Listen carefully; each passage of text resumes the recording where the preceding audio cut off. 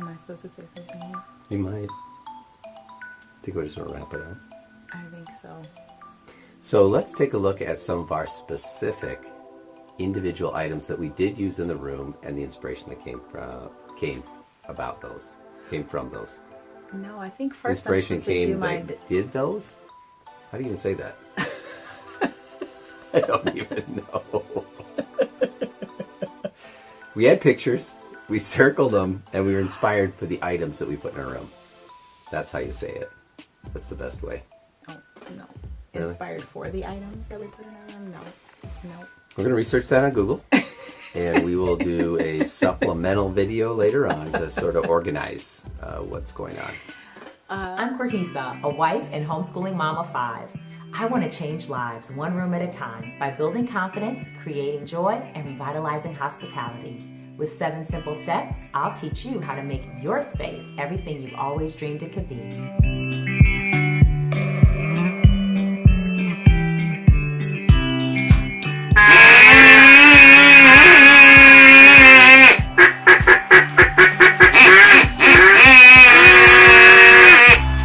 Happy New Year! Hey y'all, welcome to Make Your Space.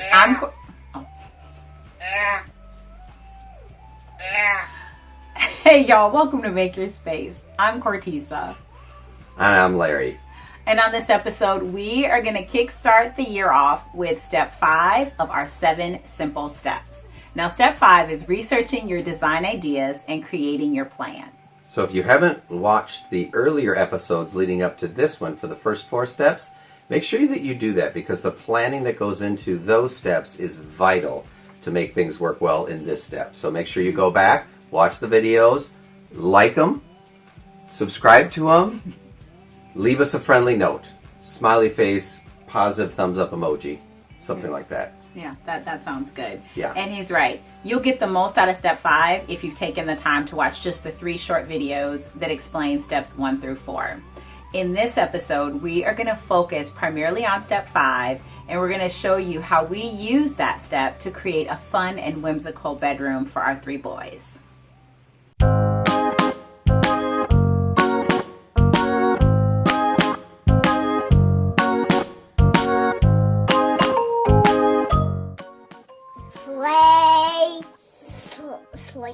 Sleep, mess around, do everything. I praise my toys. I like play with my hot toys. I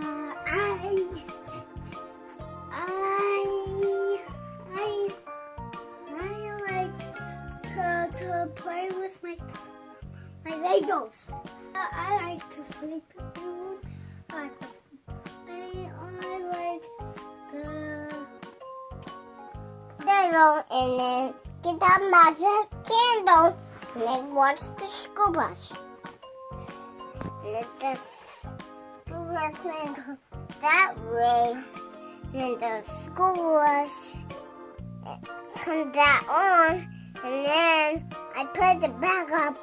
And then let's climb up the little and then I'll reach the light out there. I'll reach that light and put this up the light and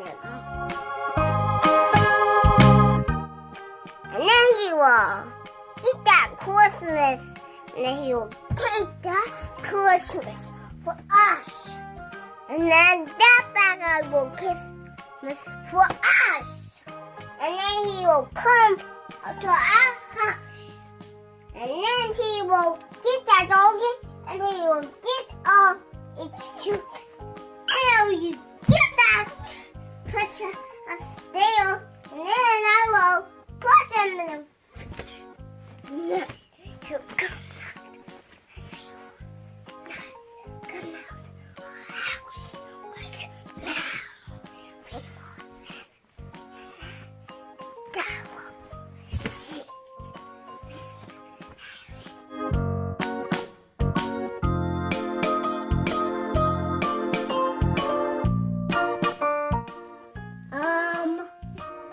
Like a regular room.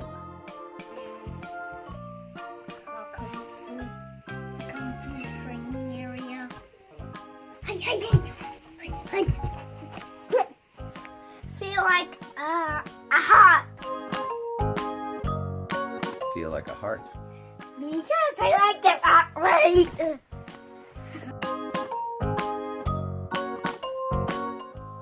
Basket, basket, and basket, basket. I'm getting tired. I'm getting tired of that. Down the road. Down the so that goes nice for us.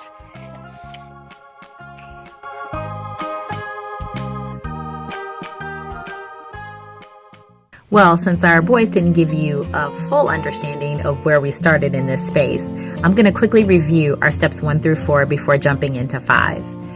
In this space, in step 1, we knew we needed to sleep 3 or more people.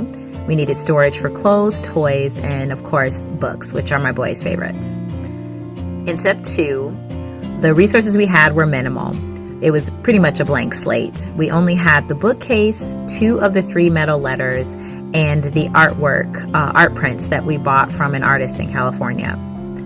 As far as limitations, you can probably tell that this is a really small space. So this was a challenge, or as I like to say, a stepping stone to creating a really cool space for our 3 little boys.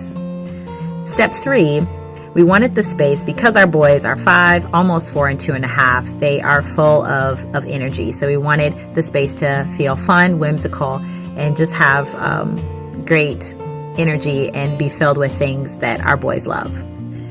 In step 4, because of budget constraints, as I mentioned before, we needed to buy several pieces for this space. So I wanted to find an area rug that was either on sale or on clearance that I could use to help me build the color palette for this space.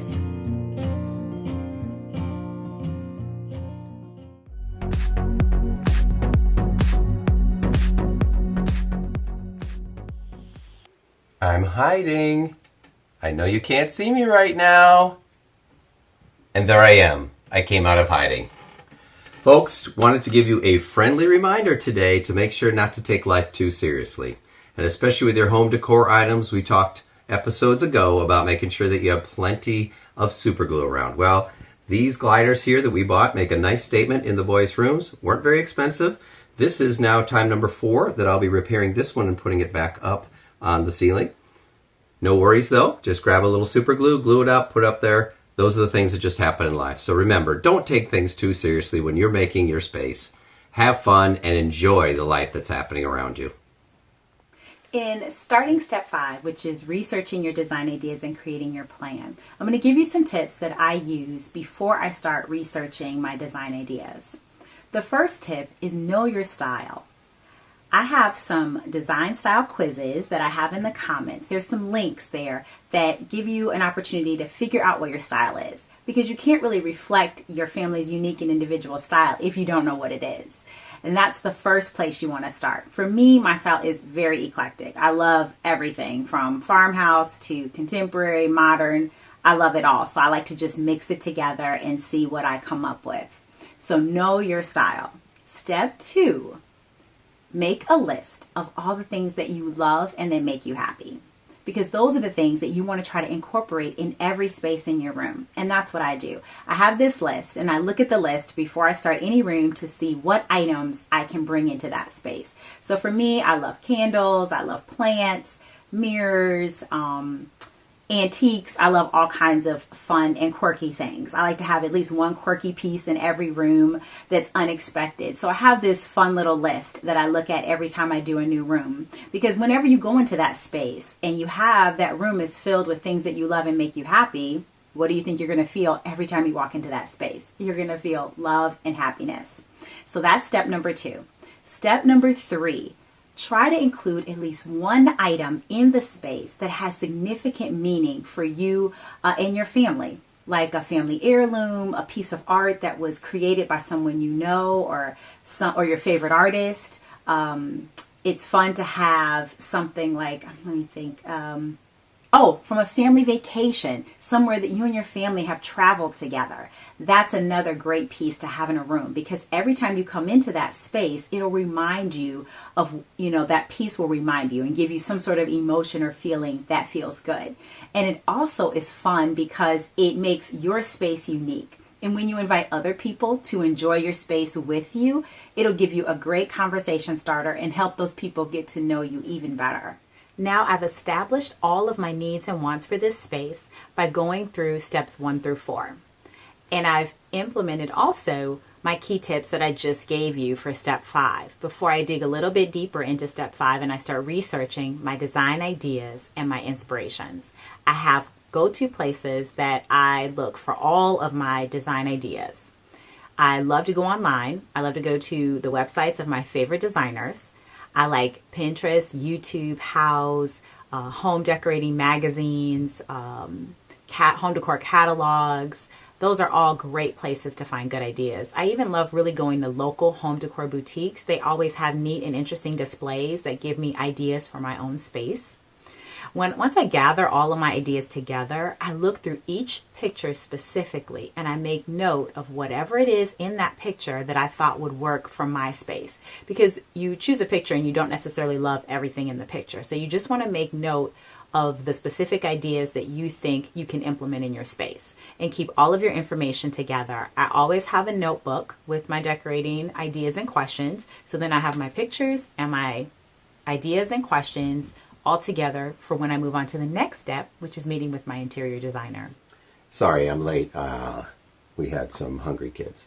So anyway, I think it's really good at this point to also talk about failure, because there's a lot of failure in this process. You have the things that you're researching, you circle things, you're like, oh, wow, that's going to be great right away. And then you get through the process and then you end up discarding a lot of stuff, and that's okay. Mm-hmm. A lot of shows only show like the wins and everything works out perfectly. That is just not the case. Mm-hmm. So I wanted to show here a couple of things that did not make the cut. I do not know why they did not make the cut, but these did not make the final cut. The Tennessee Fishing Guide. I'm shocked. Now, me too. Who would not be inspired by some of the fantastic stuff in here? When you're researching things to have in your room, bam. Who would not want to have those things in your room? Again, this did not make the cut. Maybe in our next home. The 2016 inaugural season for the Minnesota Vikings new stadium. Here's the program. Look at the picture of that stadium on there. That is amazing. Who would not, in their research, find some amazing stuff in here to put in your home? Again, this, I don't know, did not make the cut. This will for sure make our next home. I think so. So now let's take a look at some of our specific examples that we had, from inspiration to actual items in the room. Mm-hmm. I call it inspiration imitation. Cool. Some of the photos we're about to show you, we used in this step to help us create the plan for this space. When I'm creating the plan, I start by deciding on the layout. Big items first. So once I've determined where the big items are going to go and their dimensions, that helps me to figure out the other pieces that I need in the space. I knew then how large the dresser needed to be, or how large it could be for the space, which is also a much needed item. If you see in this picture, they have a twin across from a bunk. This was one of my main inspiration photos for this room. I really like the look of this space. But in our family, we needed an additional bed for sleeping because we like to entertain and have out-of-town guests. So instead of doing a twin across from a bunk, we decided to do 2 bunks because we were able to find these great low-profile bunk beds.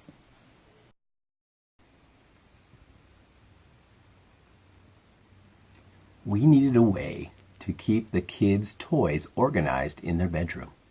We've already got a lot of wood pieces in here, so we were kind of in a conundrum. We did our continued research, and we found a picture on Pinterest that gave us the idea for these. Baskets. The baskets are a win for 3 reasons. First, they are less expensive because we wanted to put more money into our dresser.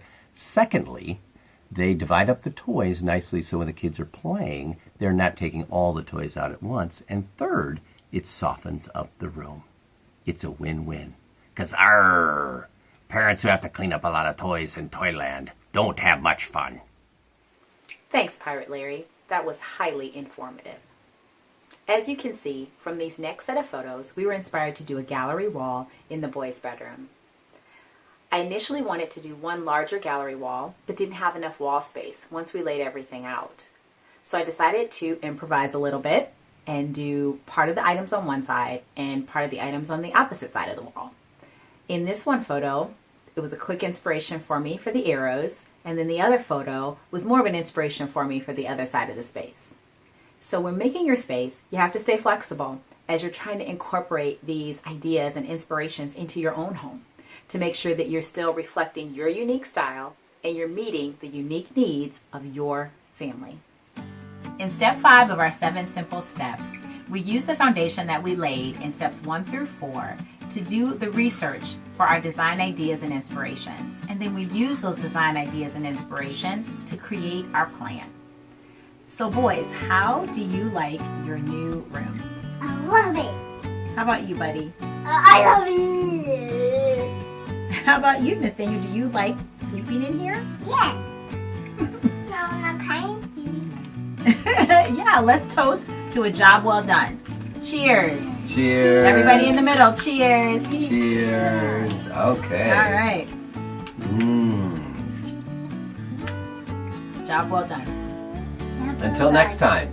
Until next time. Enjoy making your space. Yeah. Until next time. Enjoy making your space. Bye. Bye. Bye. Bye. Bye. Don't forget to subscribe.